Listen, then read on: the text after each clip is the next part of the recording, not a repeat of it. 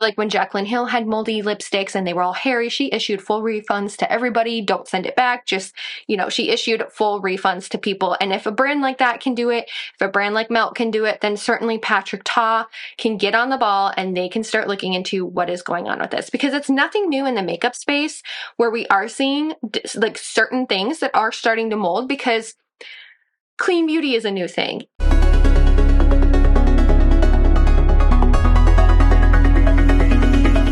Hey guys, welcome back to my channel. Welcome to today's video. If you're new here, my name is Staci. I feature unfiltered makeup opinions, honest reviews, like OG, old school YouTube tutorials. And I have the Unfiltered series where we sit down and typically in unfiltered fashion, I like to do my makeup while we're talking about said subjects. But I decided to do my makeup ahead of time today because I feel like today, because of how many topics we have to talk about, it's going to be a little bit longer of a video. Over on my community tab, I did poll you and I asked what you wanted the next Unfiltered makeup opinions or unfiltered opinions video to be about, and the majority of you answered that you wanted me to talk about the recent makeup news, some things that are sticking out to me that I have a little bit of an opinion on. So there are a few topics that we're going to be touching on today, and I will leave everything time-stamped in the description box down below so you guys can check out, and I hope you watch the whole video. But if there's certain things that you want to hear about, then they are time-stamped down below. So the first thing that we're going to talk about today, I'm actually going to scooch just a little bit so that I can put some pictures up for you guys so that you guys can see what is going on in the makeup space. All right, so Halo Beauty is launching makeup.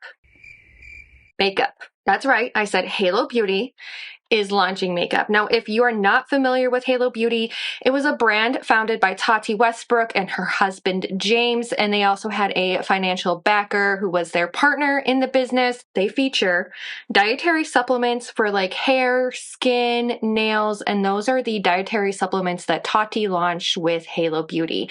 Now, Tati is a very well-known face here in the YouTube space. She has over 8 million subscribers. She's been on the platform for a very long time, and it is known widely that around 2020, there was a lawsuit that took place with Tati and her business partner regarding Halo Beauty and her start of Tati Beauty.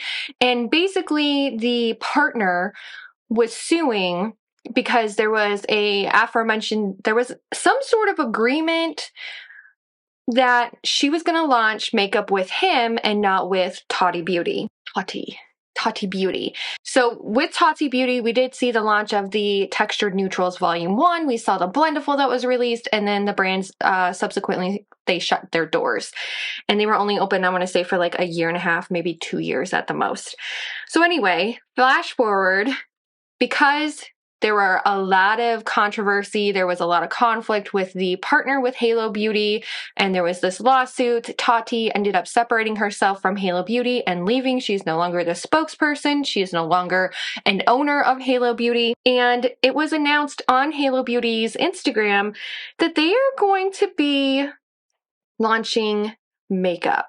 Now, I have done a little bit more research into this. I have watched some videos that Jen Loves posted, so I will leave that also in the description box down below for you guys if you want to check it out. She goes into a really in-depth look at what's going on with Halo Beauty as far as what she found out.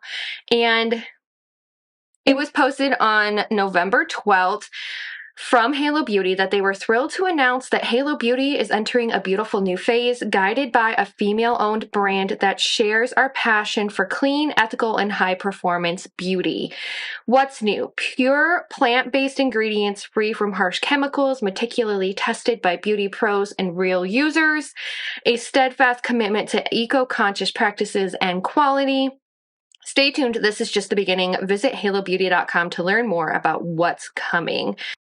So there are a lot of rumors swirling around there that what's going on with Halo Beauty is that they have been either sold and acquired by a female-run business, or that the partner that Tati had has brought in somebody to represent Halo Beauty. There's a whole bunch of things that are kind of floating around out there. The biggest one that has come to surface is that there is a brand out there called True Luscious, and if you go look at their promotional pictures of their own cosmetics, they are pretty much like exactly a copycat of Halo Beauty, but True Luscious has been around for a while.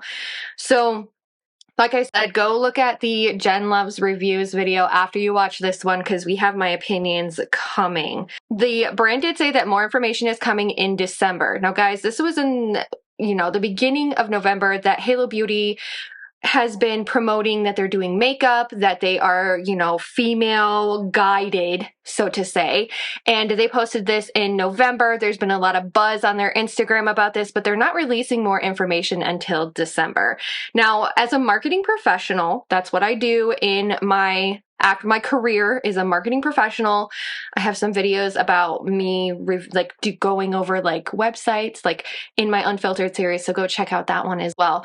But I am a marketing professional. I have over 10 years of experience as a marketing professional. I also have public relations experience. I went to school for communications, so I have a lot of experience in this field when it comes to PR, public relations, posting things, and I have there's a lot of experience going on.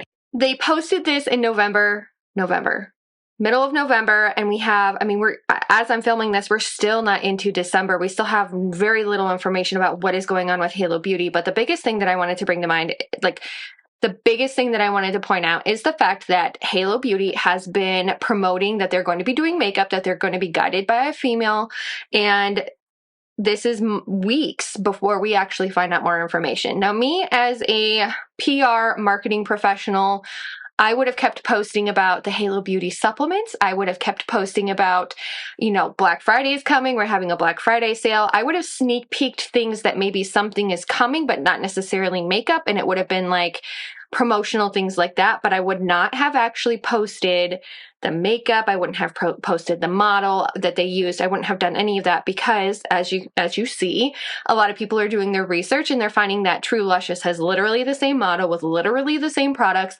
and people are tying the knots and they're figuring out that we're pretty sure Halo Beauty was bought out by True Luscious or acquired or partnered with True Luscious, and Halo Beauty is somehow affiliated with this brand that, in my honest opinion, I've never heard of this brand before, but apparently they do have some brands that they own. Why would they post why would they have so many promotional things going on their Instagram of this model, of makeup that's to come, that looks exactly like the promotional things for True Luscious? It's very unprofessional to be posting just about that things are coming in December. Now, there's also been more controversy behind this, that they've been blocking people when they ask for more details and more information, and some people have since been unblocked. But at the end of the day, there's been a lot of unprofessionalism going on with Halo Beauty since Tati left, and it is very sad to see because Tati put her all. She put her voice, she put her thoughts and opinions and everything into Halo Beauty just to walk away from it. I mean, she had to legally.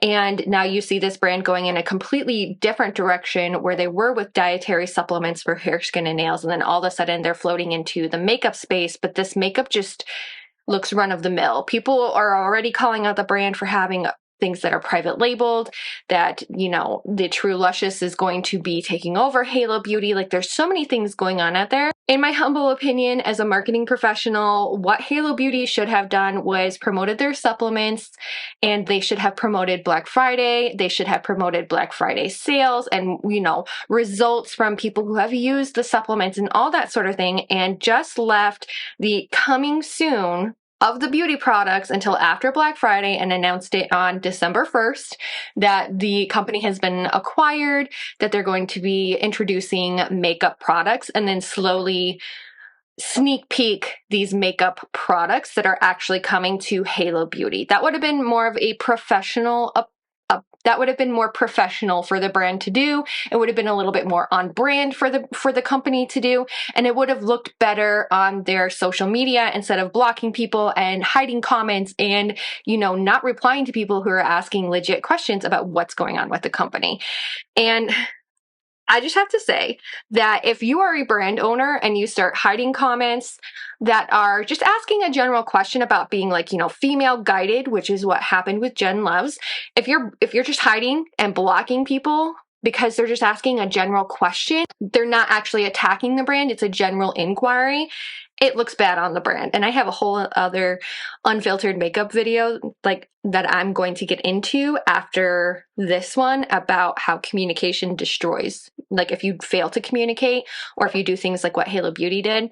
We're going to sit back for a minute because at the end of the day, what is going on with Halo Beauty is that something is in the works. But honestly, I feel like because they're not ready to announce the acquisition yet, if they're not ready to announce what the next steps are for the brand, they should have never announced it to begin with. The company doesn't look so good in very many people's eyes. A lot of people are quite hesitant right now to actually continue with the Halo Beauty brand because Tati is no longer affiliated with the brand. And now with it taking this next step that's a little bit premature, I feel like a lot of the Halo Beauty customers are going to be quite hesitant to shop from Halo Beauty from here on out.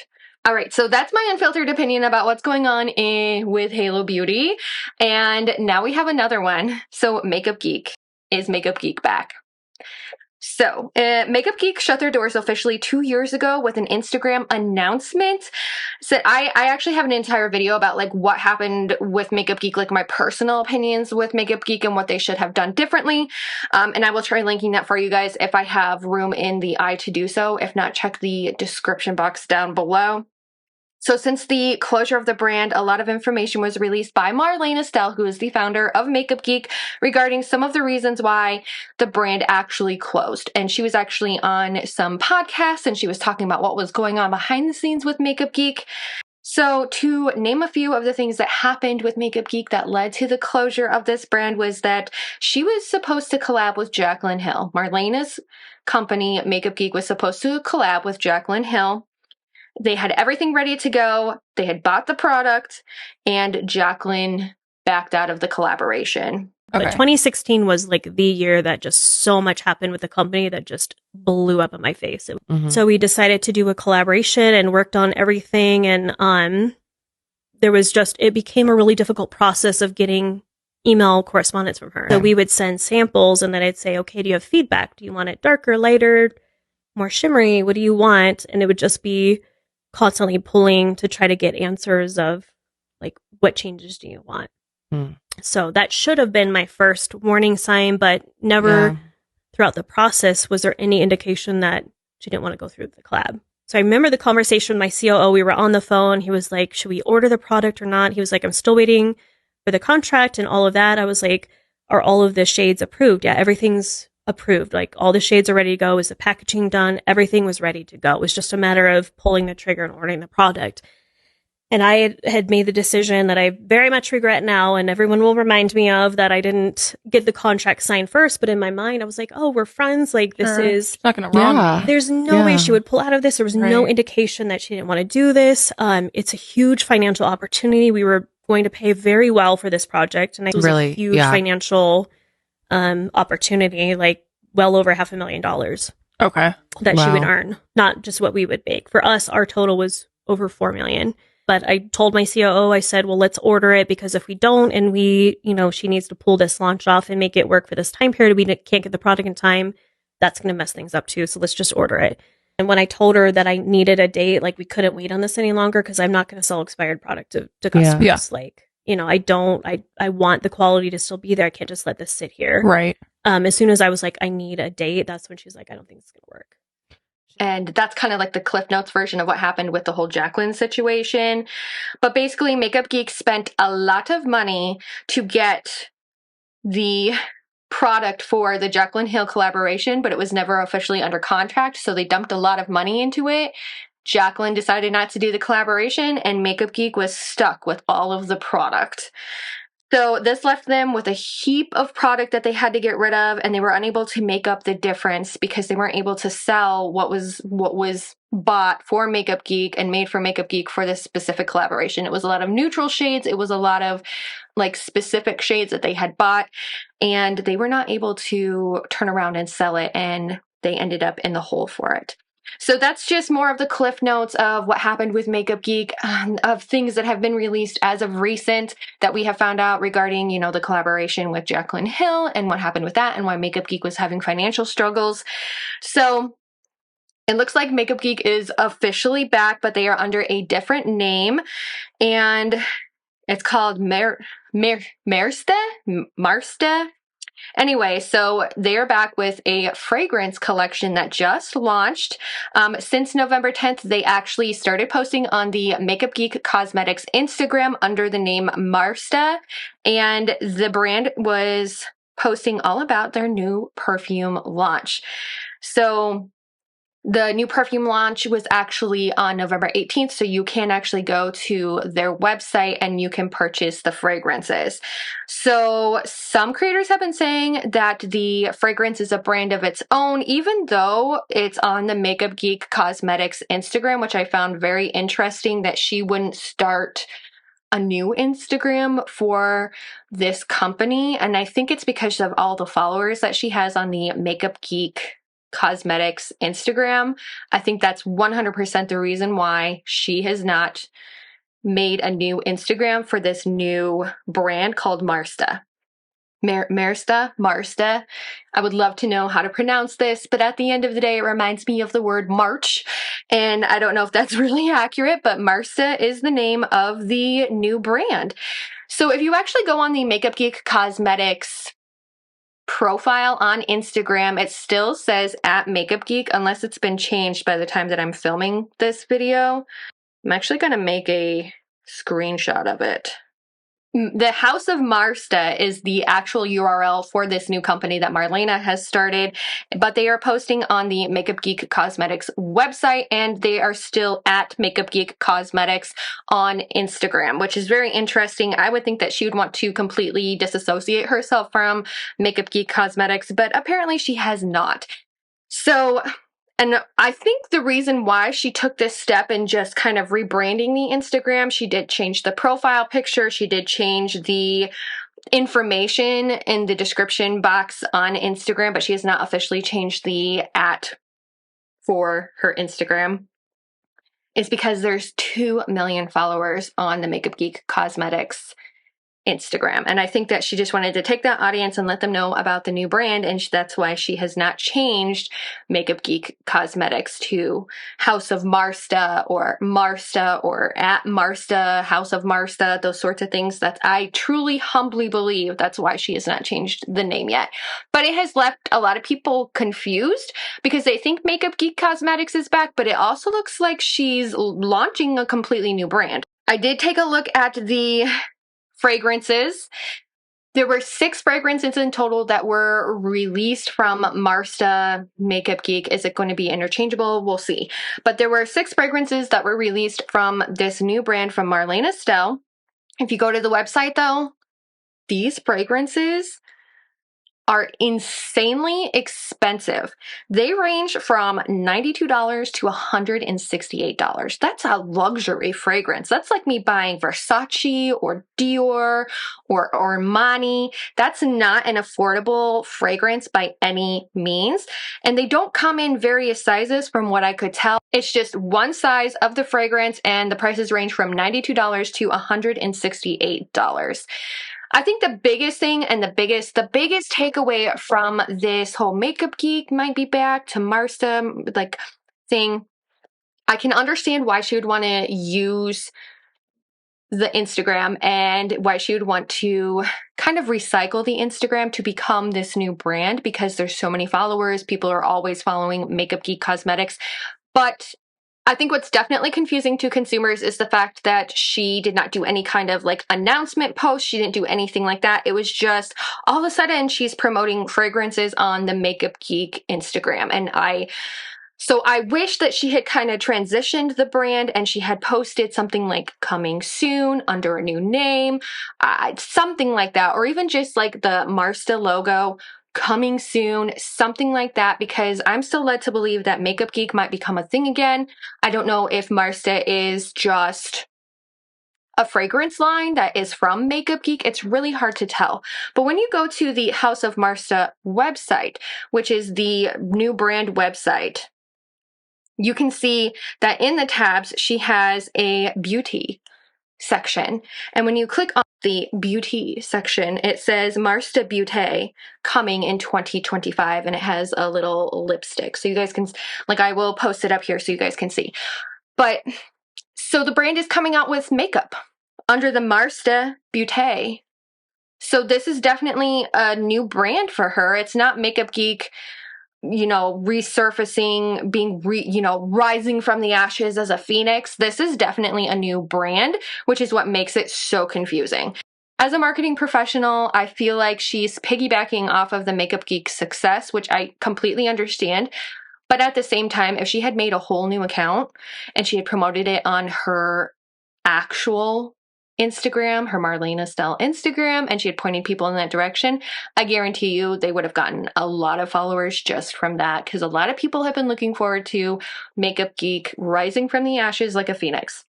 And then also using the Makeup Geek Instagram to say, new coming soon, visit this Instagram and tag the new brand. I think that would have been better instead of confusing consumers, making people think that Makeup Geek, single shadows, like all of that is coming back.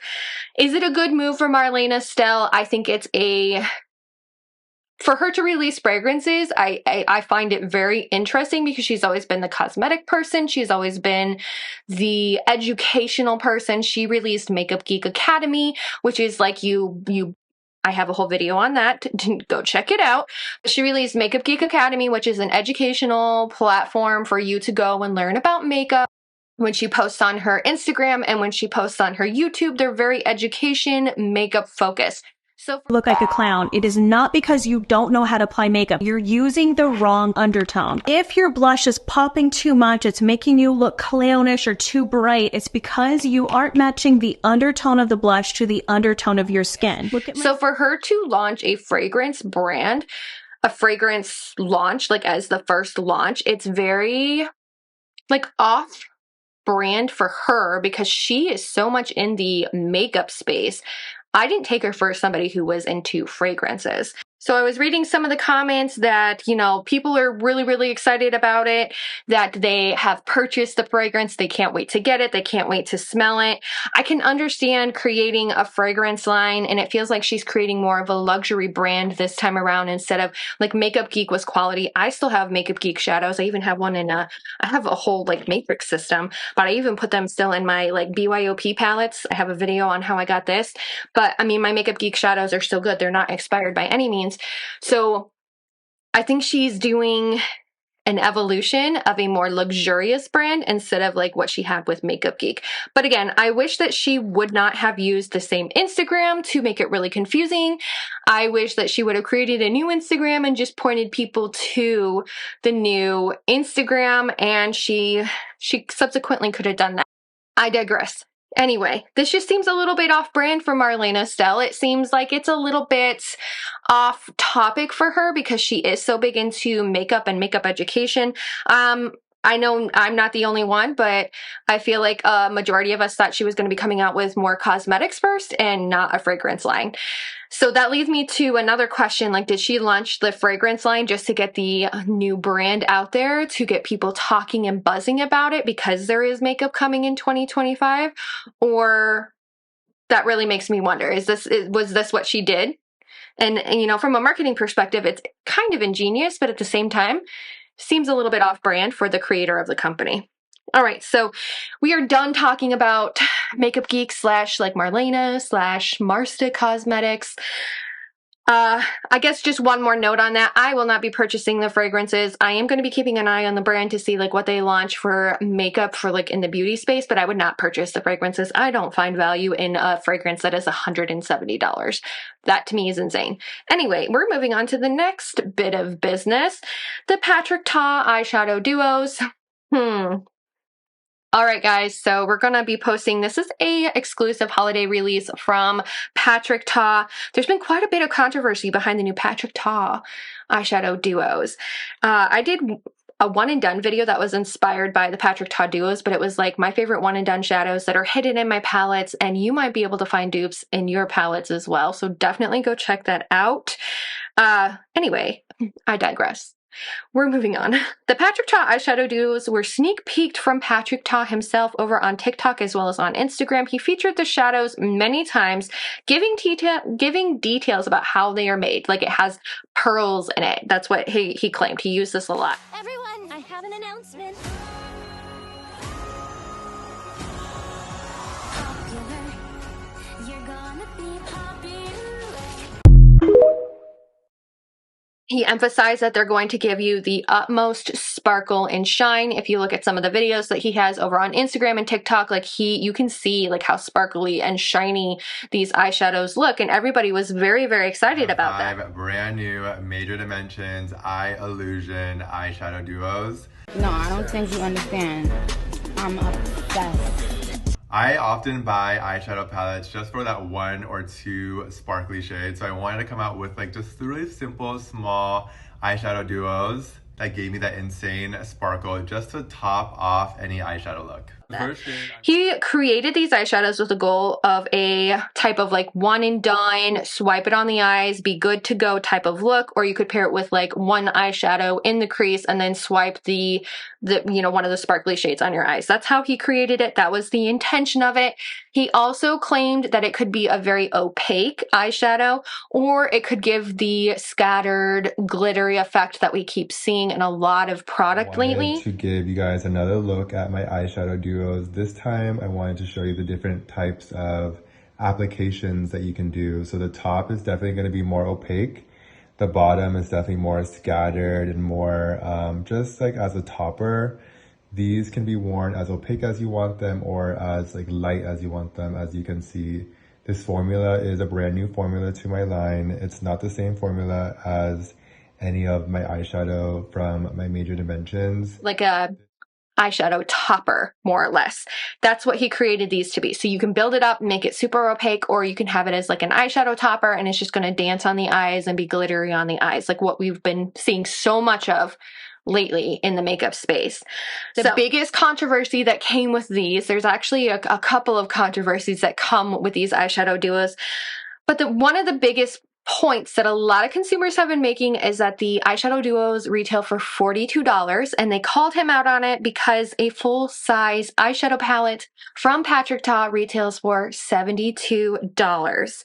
The full-size palettes come with 10 powder eyeshadows, and they come with 2 cream eyeshadows for a total of 12 like shades in his actual eyeshadow palettes, his full-size eyeshadow palettes. Many were taken aback by the fact that these eyeshadow duos are $42. All right, I have my thoughts on this. So, especially around the price and all that kind of stuff. I can understand that specialty shades, they tend to cost a little bit more. Like if you go to Clionadh and you get one of their stained glass eyeshadows, which I actually have one. It's called Fastlight. This I got from a Creators and Friends last year, but I have this shade. This shade from the stained glass collection, if I remember correctly, is like $18 to $22. I don't remember the exact price, but it is a specialty multi-chrome iridescent shade. And I mean, it is just absolutely, it's a stunning shade. I've worn this multiple times. It has a really great color payoff. I know that specialty shades like this, the formulation is expensive to manufacture. So I can understand why this eyeshadow in particular would be like $18 to $20 to purchase from. A lot of specialty shades are like that. A lot of multi-chromes are like that. Multi-chromes are very expensive to manufacture. But the point that I'm trying to make is that none of the eyeshadows in these duos are multi-chromes. They are not specialty shades. A lot of people have actually pointed out that the shades mimic a lot of the shimmer shades in the Patrick Ta Major Dimensions 1, Major Dimensions 2, the matte eyeshadow palette, obviously not because it's all mattes, but A lot of people were saying that these eyeshadows look very, very similar to the eyeshadows that are already available in some of his full-size palettes, and that's another reason why they were so taken aback by the fact that these are $42. I know Patrick Ta came out with a video explaining like, oh, the moon dust shadows, they retail for like $24 a piece, or, you know, the Charlotte Tilbury pot shadows that you can buy, they're to like a cream shadow, those are $30 a piece. And he was saying like, you get 2 shades from me for $42. And I can understand the price point if it was a specific like multi-chrome, very like sophisticated formula, because that would equal to, you know, $21 a piece, which is close to a Clionadh shadow. It's just a little bit, I believe that's actually a little bit more expensive. Let's have a little conversation about my eyeshadow duos. There has been a lot of conversation around my eyeshadow duos and the pricing, so I wanted to get on here and just talk about the formula. The eyeshadows in these duos are not your normal eyeshadows. These are not a pressed formula. These are not a cream. These are what you call a slurry. What is so special about this formula to me is that this formula has no filler in it. This is a baked formula and you are getting 100% pearl. When you swatch this, I have yet to be able to find a pearl that looks like this, applies like this, and will stay like this when you put it onto your eyes. You can obviously use these eyeshadows however you want, but I just wanted to show you this beautiful thing. I wanted to pull out some other products that are out there on the market right now just to show you guys the pricing. So this is a fan favorite right now. This is $24 for 1.7 grams of product, and I don't want to say if this product has a filler or not, or a base, but with mine, you are getting 4 grams of 100% pearl. This one right here is $30 for a single eyeshadow. You are getting 1.4 grams. This MAC eyeshadow right here, this is $25. This is a matte eyeshadow. Pearl definitely costs a lot more. This one right here, this is $26. And this one right here, this one is $30. When you take a look at these shades, at these shadows, there's definitely other shades and shadows that are out there that do the exact same thing as what he is trying to promote with these duos. And the biggest thing with that is they are just your run-of-the-mill sparkle toppery shadow. You can get something very similar to it with a Super Shock shadow from ColourPop, and I think these retail for like $7. So you could literally get the same sparkly wet effect looking eyeshadow look with a $7 ColourPop Super Shock shadow that's going to last you forever. No mold issues, no like expiration issues. This is a fantastic alternative to the Patrick Ta duos if you are looking, in my utmost humble opinion. The second controversy that is coming out of this whole Patrick Ta thing is the fact that people have bought eyeshadow palettes from Patrick Ta, the $70 full-size eyeshadow palettes, and they are molding within 6 months. And a lot of people are like, what is going on? Why is my eyeshadow molding? This is more of a luxury priced, brand, and my eyeshadows are molding. And it's a white mold that's showing up on specific eyeshadow palettes. There hasn't been nothing that's been released from Patrick Ta. I've heard many people say that Patrick Ta may possibly be investigating what is going on, that maybe it was a bad batch that was made, or maybe it's the whole line of eyeshadows and they need to figure out what they're going to do. I digress. I understand that he's doing research before he decides to do an official recall, but there has been nothing addressed from the brand, which from a marketing professional, if you have people calling out moldy eyeshadows in your comments and you're hiding them, again, failure to communicate with your customer base is going to tarnish your brand substantially, and people aren't going to want to buy from you anymore. Transparent in this instance would be smart on Patrick Ta's part. Even if they released a statement that said, we've heard you, we understand that there may be a mold issue. We are doing our research and we are looking into it. Stay tuned. And then you obviously update your customers when something like that is happening.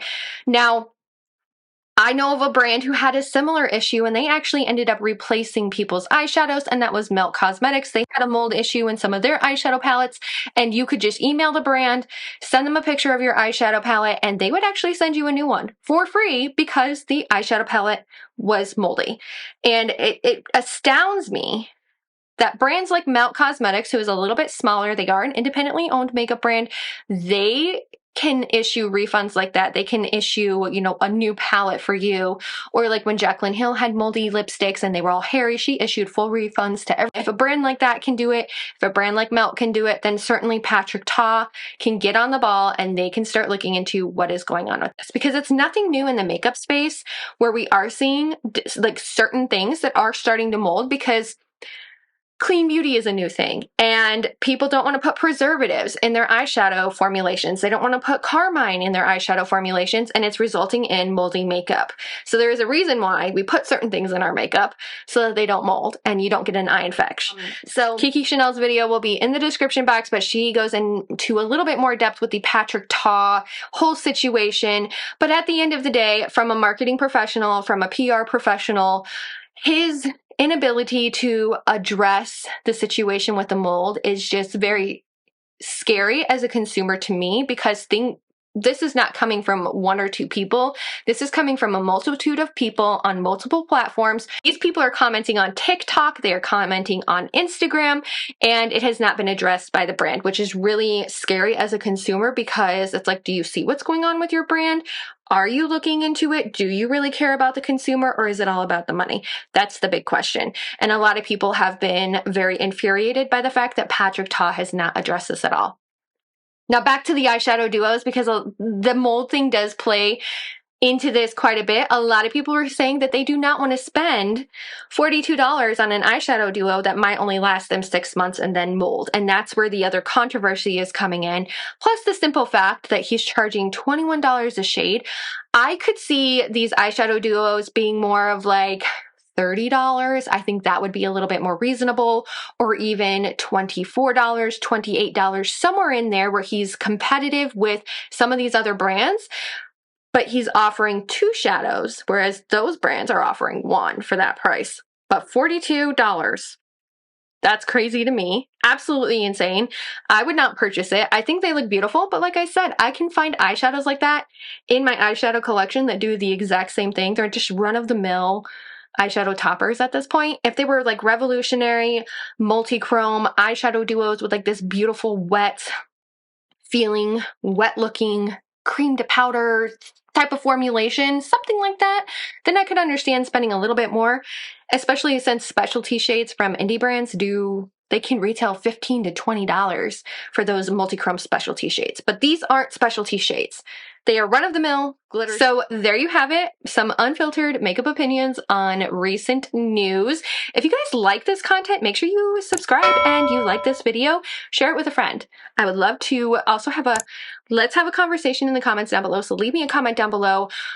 What would you like to see in the next Unfiltered series? And what do you think about some of the makeup news that I shared with you today? Thank you guys so much for watching, and I hope I get to see you again. Bye!